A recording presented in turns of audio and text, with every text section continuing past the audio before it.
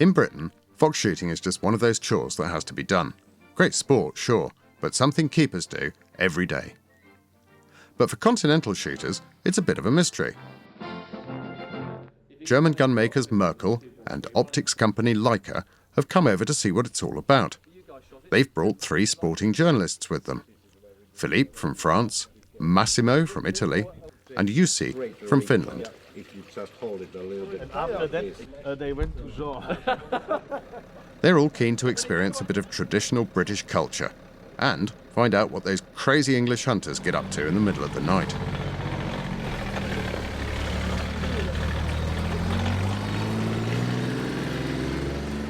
And who better to show them than Tim Pilbeam, farmer, fox shooter, and specialist rifle reviewer for Sporting Rifle magazine.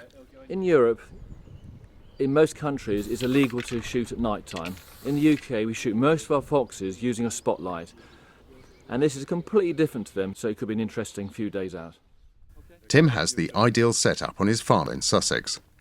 His practice area allows all sorts of different shooting positions at ranges up to 300 metres. First things first, we need to get the rifles set up and zeroed. With this being a Merkel trip, we're shooting Merkel's new range of Helix rifles. Merkel's Oliver Schmieder has picked the new Alpinist model for this trip. The Helix is a straight pull. You have a 2-to-1 transmission. You see that bolt movement is 6.5 centimeters, and the total movement of the bolt is about 13 centimeters, so it's half the way. And nothing comes out of the receiver towards the eye, so you can stay on the target. So if you need a second shot, you're very fast. Especially for the mooncheck and the fox hunt, we have the model Alpinist. What's special on that model, you have adjustable cheek piece. You can fit it perfectly for you and the height of the scope. Also, a very new feature is the camouflage covering. It's a soft touch grip. And also on the model Alpinist, you have a second pin for the bipod. The rifles are all in 243 or 6mm caliber, shooting very fast and light 58 or 75 grain Norma ammunition. Some of the hunters set their zero at 100 metres, while others prefer to move back to 200 metres to zero for fox shooting. They'll all need to know the bullet drop at different distances, and Norman from Leica has just the thing, the new Geovid HDB. It's not just a binocular and rangefinder, it works out the holdover, or even the number of clicks to adjust on your scope. Norman explains how. You can choose, beside the fact to see the distance, if you want to see the equivalent horizontal range, the clicks you have to change on your rifle scopes, or the holdover. And then the binocular, can be your best friend in hunting and can be a great supporter for making a safe and good shot. Because who is responsible for shooting? The man who is pulling the trigger.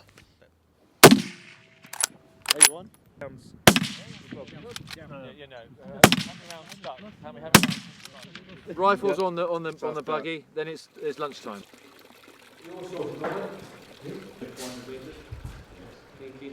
After a quick lunch, we're back on the range. This time we've got targets in front and behind, at different distances.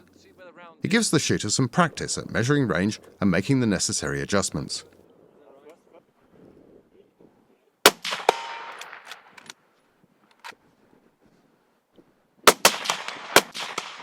The shooters and rifles are performing well, but there's more to fox shooting at night than just being able to hit a target. Foxes are always on the move, and they don't hang about. You have to shoot quickly as well as accurately.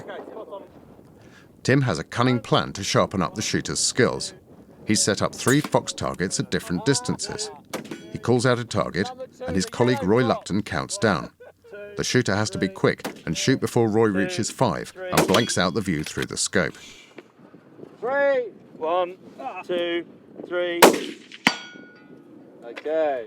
To make it even more realistic, there's a radio-controlled fox target that Tim zips back and forth. You've got to track it and be ready to shoot the instant it stops. You got it. 2, 1, 2, 3, 4, 5. 2, 1, 2, 3. 1. 1, 2, 3, 4. 3, 1, 2, 3, 4. Oh. So, how are our continental shooters doing? Are they ready to take on our British foxes? Fox shooting is all about making quick decisions, and they've actually done a really good job today because most of their shots have actually been kills, which I'm really happy about. So hopefully later on, when they get to shoot the proper foxes, I'm sure they actually get a few kills tonight. So I'm really enthusiastic about that. Sounds promising.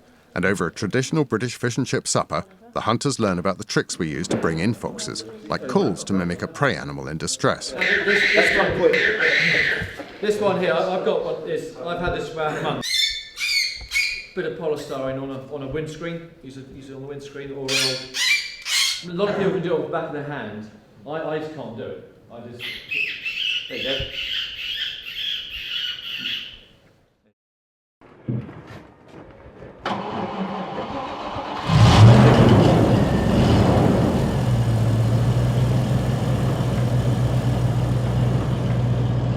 Shooting from a vehicle in the dark presents its own challenges, and Tim has given all the visitors some practice at doing just that. Here he takes French hunting journalist Philippe Jaeger for a spin in his specially adapted Land Rover, which he drives from the roof. Philippe aims at one of Tim's fox targets. It's got reflectors for eyes, so it looks like the real thing in the beam of the lamp. We cruise around the farm, and Philippe uses Tim's 17 HMR to bag a few rabbits. It's a good opportunity to get the hang of shooting from the vehicle. That's a good shot that was, Philippe. Now to find that fox. The best ground's too wet for the vehicle, so Tim and Philippe head out on foot. If there's a fox there, first thing I'll be looking at is the terrain, whereabouts we move, and I'll make sure it's safe, obviously. Then if I can get in a position where we can use a bipod, I will do it.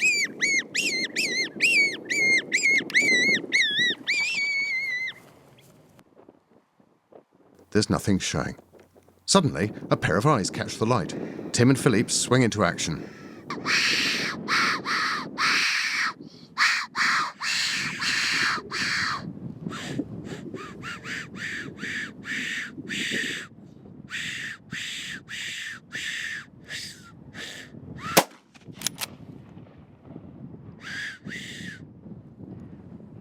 That's one lucky fox, but the hunt isn't over yet.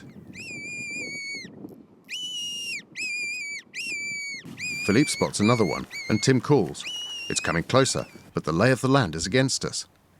The fox gets right in close without presenting a shot. Then it catches our scent, and it's off. So it was about 300 metres away, and he came down next to the wood, all the way down the side of the wood, and he actually came up the hedgerow and came through the gateway, went straight to us. The problem is, it was actually just down the bottom of the bank, and you're on the bipod, and we couldn't get the rifle to it. So we went up onto the sticks, but by which time he was right down our wind, wasn't he? He knew exactly what was going on. And that was it, and he ran back across here. This badger seems to know he's safe enough and doesn't even bother to look up. Pretty good news, you know. It's been a long day. It's gone midnight when we meet up in the barn. Italian journalist Massimo has managed to bag a fox, but no one else was lucky enough or quick enough. But everyone has learned a lot, and they certainly seem to have enjoyed themselves. Philippe is thrilled with his rabbits. Unfortunately, for us, the fox were better than I was. I was not fast enough. It was the first experience for me, and Tim said this afternoon we have to be very fast, but I think it's not enough. We have to be very, very fast, and I was only fast tonight. So nevertheless, we have those 3 small rabbits, which are a great pleasure for me because I never have the opportunity to shoot rabbits where I live in France. We have very, very few because of the agriculture. They are all dead. So it's as nice for me to shoot the rabbits as a fox. And so tomorrow we will have to cook them and prepare a good meal with some French wine. Thank you very much. Norman from Leica has enjoyed the experience too. Yeah, it gave me a great impression how the crazy England hunters go out for hunting for fox. It's totally different when you compare it with Germany, but it was definitely a great experience. Then it's back to the hotel for some well-earned rest. Next day, the group practice on a running boar target, then head round London to meet gamekeeper Jeff Garrett at Audley End in Essex. Jeff places them in high seats, and they have a successful time shooting muntjac deer in the grounds of this historic estate. It's been a really, really interesting time. I've absolutely loved it. I've loved sharing experiences. I've been able to teach them a few technical aspects of shooting foxes. I've learnt so much from these guys. It's been absolutely brilliant, and I'm really looking forward to meeting them once again somewhere in the field, shooting, maybe in the pub, having a drink. But it's been absolutely fabulous, and I've had a fantastic but very hard-working 2 days.